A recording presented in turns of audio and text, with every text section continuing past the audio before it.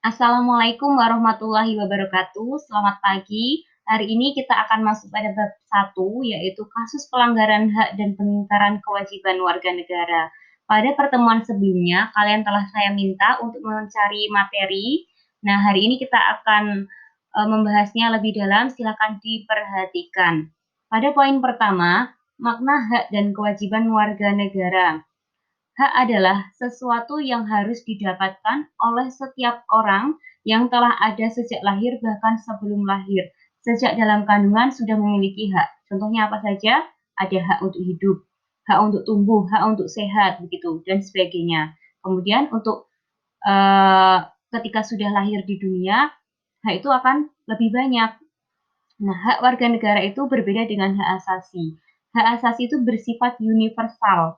Semua manusia, semua orang memiliki hak asasi dan tidak terikat dengan status kewarganegaraan seseorang. Oleh karena itu, semua hak asasi merupakan hak warga negara. Namun, tidak semua hak warga negara merupakan hak asasi. Jadi, baik orang itu berstatus kewarganegaraan Indonesia, Malaysia, Singapura atau dan sebagainya. Nah, itu tetap memiliki hak asasi yang sama. Nah, kemudian contoh hak asasi itu contohnya hak untuk hidup. Contoh hak warga negara itu hak menduduki jabatan pemerintahan dan sebagainya. Berikut ini adalah kewajiban. Kewajiban adalah sesuatu yang harus dilakukan sesuai dengan ketentuan yang berlaku. Wajib, kata kuncinya adalah wajib. Kewajiban warga negara sebagai tindakan yang harus dilakukan seorang warga negara, misalnya berpartisipasi dalam pemilu. Sebagai warga negara yang baik, maka harus berpartisipasi dalam pemilu.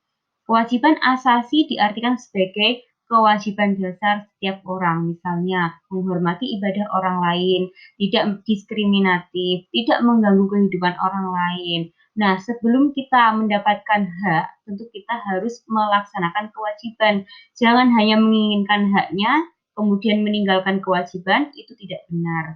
Nah, misalnya kita ingin hidup bahagia, damai, sejahtera, tentram, maka kita juga harus menghormati orang lain, tidak mengganggu kehidupan orang lain, seperti itu.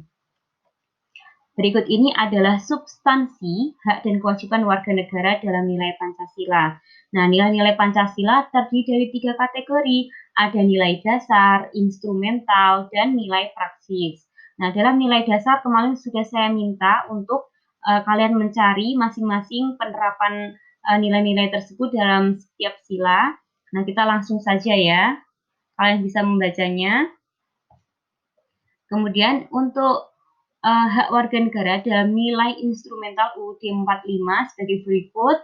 Silahkan dibaca, diamati, boleh kalian screenshot atau dicatat ke catatan masing-masing apabila terdapat kekurangan. Nah, berikut ini adalah nilai praksis. Nilai praksis itu adalah realisasi dalam peraturan perundang-undangan yang diwujudkan dalam sikap dan perilaku warga negara sehari-hari. Nah, nilai dasar dan nilai praksis itu berbeda. Jika nilai dasar itu sifatnya tetap, nilai praksis itu sifatnya berkembang dan mengikuti zaman, berubah dari masa ke masa. Contohnya adalah Wati adalah seorang asal suku Jawa yang lemah lembut, tapi ia berteman dengan Bobi dan Eva dari suku Batak yang sifatnya kasar. Hal ini mereka memegang nilai persatuan Indonesia sesuai dalam sila ketiga Pancasila. Nah, tugas kalian adalah memberikan opini mengenai upaya pemerintah dalam memenuhi hak warga negara untuk mendapatkan penghidupan yang layak. Selamat mengerjakan, selamat memberikan opini. Semoga kalian paham dengan materi hari ini. Dan terima kasih. Wassalamualaikum warahmatullahi wabarakatuh.